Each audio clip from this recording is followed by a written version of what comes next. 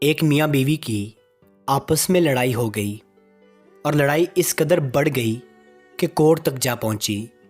وکیل نے دونوں کو کمرے میں بلایا اور پوچھا مسئلہ کیا ہے۔ وہ دونوں ایک دم سے ایک دوسرے پر ٹوٹ پڑے اور تنقید کے بہار ڈھا دیے۔ دونوں اپنے موقف سے پیچھے ہٹنے کو تیار نہ تھے۔ وکیل نے دونوں کو دل کی بڑاس نکالنے دی اور چپ کر کے بیٹھ گیا اور لڑائی ختم ہونے کا انتظار کرنے لگا۔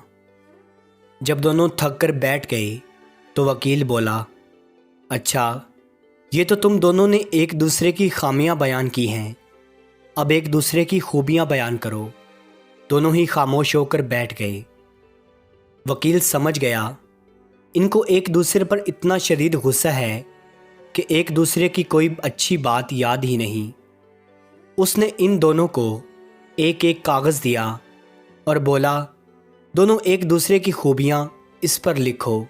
کافی دیر تک دونوں خاموش رہے۔ پھر خاوند کچھ لکھنے لگا تو اسے لکھتا دیکھ کر بیوی بھی تیز تیز لکھنے لگی۔ لگ رہا تھا ابھی بھی دونوں مقابلے میں کاغذ بھرنے بیٹھ گئے ہیں۔ جب لکھ لیا تو دونوں نے اپنے کاغذ وکیل کو تھما دیے۔ وکیل نے بیوی والا کاغذ شوہر کو اور شوہر والا کاغذ بیوی کو تھما دیا اور ان دونوں کو کہا، پڑھو۔